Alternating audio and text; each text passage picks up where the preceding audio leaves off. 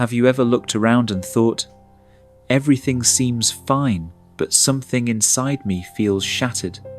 Maybe you're smiling, showing up, doing the work, but when the world quiets down, your heart speaks louder than ever. It whispers things you haven't told anyone, that you're tired, that you feel disconnected, that no one truly understands. If this sounds like you, you're not broken. You're just human, and you're not alone. We all carry invisible wounds. Not every scar is visible.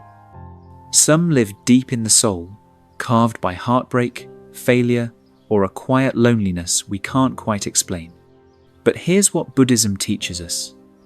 Healing doesn't always require a savior. Sometimes all it takes is stopping long enough to listen. And that's exactly what we'll do today. This is not just another video. This is a sacred pausier moment to return to yourself. You don't need to escape your life. You need to understand it. And the teachings of the Buddha, though 2,500 years old, can help you heal your heart right now. We'll explore 10 timeless truths, not rules, not doctrines, but living insights teachings that don't demand belief, but invite experience. So take a breath. Let this be a space of silence and self-connection. Let your defenses drop, because the real youth, one underneath the pain-is, waiting to be seen again. Now let's begin. Lesson 1. Nothing is permanent. This too shall change. There's a quiet truth that every Buddhist monk knows by heart, and yet most people resist it for a lifetime. Nothing lasts forever. Not joy, not pain, not even the feeling that your life is stuck. In Buddhism, this is called anicca impermanence. It's not just a concept, it's the very fabric of reality. But let's be honest, when we're suffering, this truth feels distant. When your heart is breaking, or when anxiety grips you at 2 a.m, impermanence feels like a cruel joke. You think, this is going to last forever. But it won't. Think of your life as a river. No wave stays. No moment repeats. Even your sadness is flowing. Even your grief is in motion. It only hurts when you try to hold on to what's already passing. Let me tell you a story. Story. The flood that took everything and gave back more. A man in Thailand once told me his entire village was swept away in a flash flood. He lost his house, his fields, even the portrait of his late wife he kept on his altar. At first he was numb, then angry, then grief-stricken. Months passed, and with help from monks and neighbours, he started rebuilding not just the house, but his life. He said something I'll never forget. The flood didn't just destroy, it washed away who I thought I had to be. He smiled as he said it sitting beneath a tree that hadn't existed when the flood came. I learned that pain is a visitor, he said, not a roommate. Yujid. Reflection. Why holding on hurts? In your own life, what are you clinging to? A relationship that ended? A version of yourself you outgrew? A mistake you replay in your mind? We suffer not because things end, but because we expected them not to. We hoped the good times would last forever, and we feared the hard ones would never leave. But everything does. The sun rises. It sets. The tide comes in. It retreats. Seasons change, and so do you. So the next time you're in pain, say to yourself gently, this too is passing through me. I don't need to hold it. I just need to breathe. Let go not with force, but with faith. Faith that you are not stuck.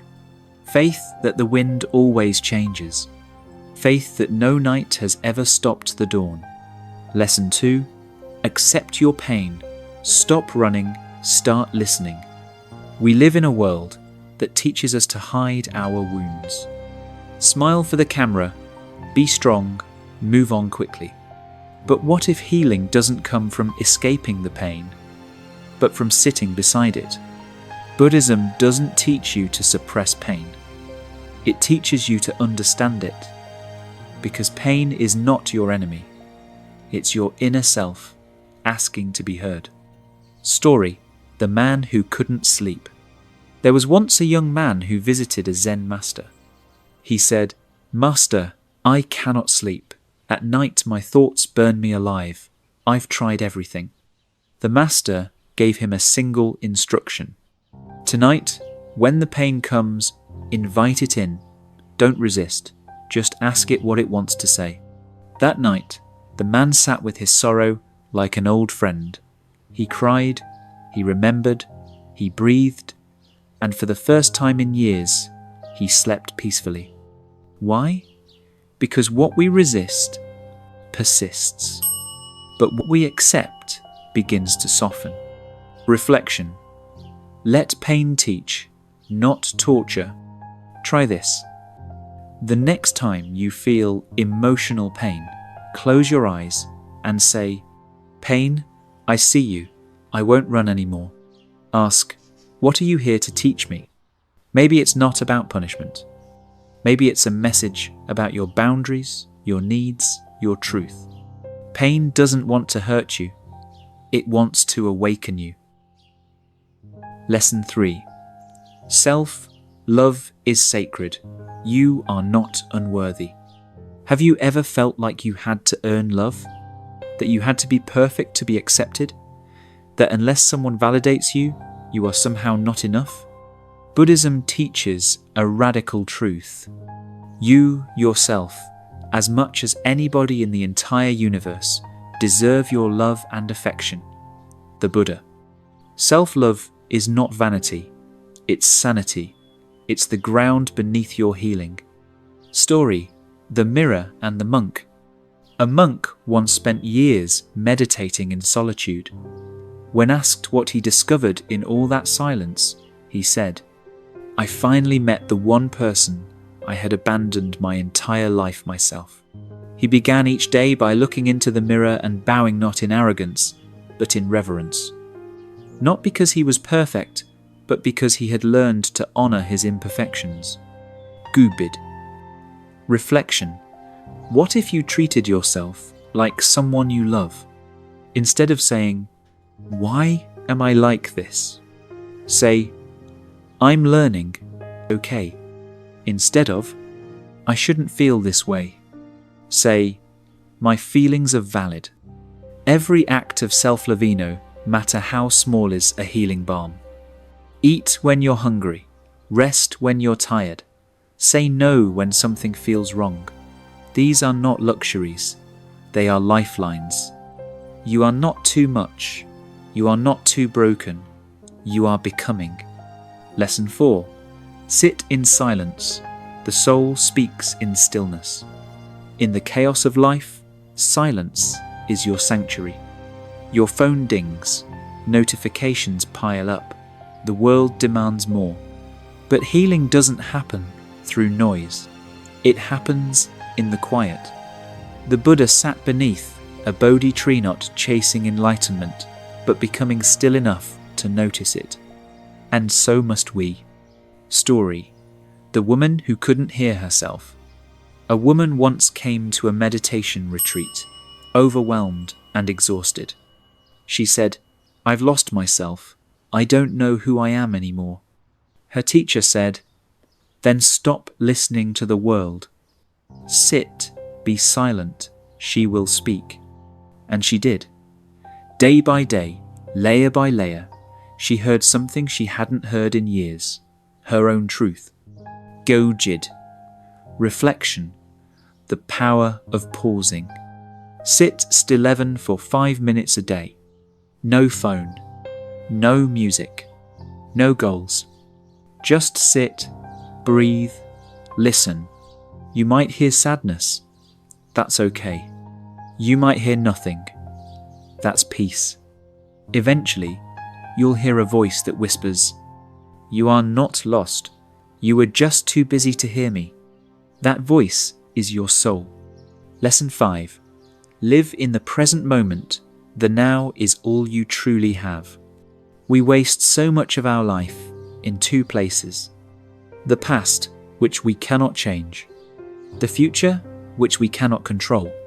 Yet we carry both like heavy luggage, while missing the only place life truly happens right now. Do not dwell in the past. Do not dream of the future. Concentrate the mind on the present moment. The Buddha. Story. The man who regretted yesterday. A man spent his life regretting a lost love. Every morning, he would wake up reliving the past, and every night, he'd fall asleep fearing he'd die alone. One day, an old monk told him, "You are living in a house that no longer exists and worrying about one that hasn't been built. Meanwhile, your real home today stands empty." That single truth woke him up. He began walking mindfully, listening to birds, watching the wind in the trees, and in that simplicity, he found joy. Not because anything outside changed, but because he finally showed up for his life. Obid. Reflection. Come back to now. Next time your mind says, "What if? If only," answer it with, "I am here. I am safe. I am alive." Feel your breath. Notice the sunlight. Touch your heart. This moment is your true life. Don't miss it. Lesson 6. Understand the root of your suffering pain has a history. Have you ever reacted to something small with intense emotion and didn't know why? That's not you overreacting. That's an old wound reopening. Buddhism teaches that every suffering has a seed, an origin buried deep within. If the root remains untouched, the branches of pain will keep growing. Story. Rahul and the Forgotten Wound. Rahul was a bright, successful man, but every time someone criticized him, he fell apart. He thought he was too sensitive. Then one day, in therapy, he remembered a childhood moment when his father yelled at him in front of a crowd. That shame had never healed. It had simply been buried until life kept pressing on that bruise. Once he saw the root, he stopped blaming himself. He began to heal, not by pretending to be stronger, but by understanding where the wound began. Gubid. Reflection. Trace the root. Ask yourself, where is this pain really coming from? When did I first feel this way? Write it down. Sit with it. Speak gently to that version of you that was hurt long ago. You don't need to rip the root out. You just need to water it with compassion. Healing begins when understanding replaces shame. Lesson 7. Stop comparing yourself. You are enough as you are. In the age of social media, comparison is a silent killer of peace. You scroll, you see success, beauty, love, and suddenly your life feels small, your progress too slow, your dreams too distant. But here's the truth. Buddhism reminds us there is no comparison between the sun and the moon. They shine when it's their time. You are not behind. You are not late. You are on your path. Story. The rose that envied the lotus. A rose once looked at a lotus blooming in a pond and said, "Why do people adore you more than me?" The lotus replied, "Because I bloom from mud, but that doesn't make me better. It only makes me different." The rose had forgotten that it bloomed in spring, in its own time, in its own way. We do this, too judging our journey by someone else's timeline, but your story is sacred in its own unfolding. Guj. Reflection. Choose inner alignment over outer validation. Ask yourself, am I growing into myself or someone else's expectations? What if I'm exactly where I'm meant to be? You are not here to replicate another's path. You are here to embody your own. When you stop comparing, your self-love deepens, your energy returns, and life becomes a celebration of your unique soul, not a competition. Lesson 8. Forgive yourself and others. Forgiveness is freedom. We often believe that holding on to anger makes us strong, but in truth, it's forgiveness that sets us free. Holding on to anger is like grasping a hot coal with the intent of throwing it at someone else. You are the one who gets burned. The Buddha story, the man who couldn't forgive. There was once a man whose friend betrayed him in business. Years passed, but the anger didn't. He smiled outside, but inside he replayed the betrayal like a film on loop. One day, his teacher asked him, "Do you want to be right, or do you want to be free?" That question broke something inside him. He realized that his anger wasn't hurting the other person, it was poisoning his own peace. Forgiving didn't mean the betrayal was okay. It meant he refused to let it define him anymore. Kamjid, reflection. Forgive to set down the burden. Forgiveness is not forgetting. It's remembering without hate. It's saying, "You don't have to apologize for me to be at peace." And most importantly, forgive yourself. Every mistake you made was done with the awareness you had at the time. If you knew better, you would have done better. Now you do. So let go. The past cannot be changed, but your relationship to it can. Lesson 9. Practice mindfulness. The present is where peace lives. Your body is here, but where is your mind? Maybe it's stuck in yesterday's pain. Maybe it's racing toward tomorrow's anxiety. But very rarely is it in this moment. When walking, walk. When eating, eat. Zen proverb. This is the essence of mindfulness. Total presence, total awareness. Story. The monk who drank tea. A disciple once asked a Zen master how to find peace. The master replied, "Have you finished your tea?" "Yes." "Then go wash your cup." That was the lesson. Peace is not found in distant mountaintops or future goals. It's found in the simple acts done with full presence. Huge. Reflection. Cut to now. Try this. When you eat, just eat. When you walk, just walk. Feel your feet touching the ground. Feel the air entering your lungs.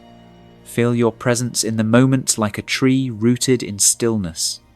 Mindfulness is not something you achieve. It's something you return to, again and again, with kindness. And when you do, the noise fades, clarity rises, and life begins to taste sweet again. Lesson 10. Treat every morning as a fresh start. Each day is a new chance. What if life gave you a brand new beginning every single morning? Would you still wake up with yesterday's pain? Would you still carry last week's regrets? Every morning we are born again. What we do today is what matters most. The Buddha story. The girl who refused to begin again. A young woman lost her job and relationship in the same week. Each morning she'd wake up heavy with grief. She told herself, "I'll never be the same again." Until one day, her grandmother said, "Then don't be the same. Be someone new." That morning, instead of checking her phone, she lit a candle. She wrote a single sentence. "Today, I will begin again." She made tea. She walked slowly. She cried, but with peace. Because finally, she had chosen a new story. Huge. Reflection. Let the sun rise inside you. Every morning is a blank page. But if you keep rewriting yesterday's script, how can something new begin? Instead of waking up with your to-do list, wake up with your to-be list. Be gentle. Be forgiving. Be alive. Your past is a lesson. Your future is uncertain. But today is in your hands. So whisper to yourself, "This is my beginning. I am not who I was. I am who I choose to be today." Stillness is strength. Peace is already within you. We live in a world that praises hustle, noise, and movement. But what if the most powerful thing you could do today is nothing at all? The quieter you become, the more you can hear. Ram Dass. Stillness is not weakness. It is the birthplace of clarity, strength, and spiritual insight. Story: The warrior who chose silence. A young warrior asked his master how to conquer fear. The master said, "Sit under that tree until fear comes. Do not move." The boy sat. Fear came. His heart raced. His body trembled. But he stayed. Minutes passed. Hours. Nothing happened. Eventually, fear left. And in its place was stillness. The warrior opened his eyes, smiled, and said, "It wasn't fear that needed defeating. It was me who needed to stop running." Calm Blanche. Reflection: Stop running from silence. When was the last time you sat in complete silence, not to escape but to listen? Stillness isn't emptiness, it's where the soul speaks. In the quiet, your mind settles. Your breath softens. And you remember you are not broken, you are becoming. Just sit. No expectations, no fixing, no searching. Just be. And you will find that the peace you were chasing was quietly waiting for your attention all along. Final recap: what you've learned today. Let's briefly revisit the 10 Buddhist teachings that can help heal your soul. Nothing is permanent. Pain comes and goes. You are not your suffering. Accept your pain. Healing begins with honesty, not avoidance. Self-love heals deeply. Be your own safe place. Sit in silence. The most profound answers live in stillness. Live in the present. This moment is your only true home. Know the root of pain. Understanding is the first step to healing. Stop comparing. Your journey is sacred and unique. Forgive to be free. Forgiveness is a gift you give yourself. Practice mindfulness. Be here now. It's where your power lives. Every morning is a new start. Begin again. You're allowed to. Bonus: stillness is not the absence of life. It is the space where life reveals its truth. Call to action. Begin your healing today.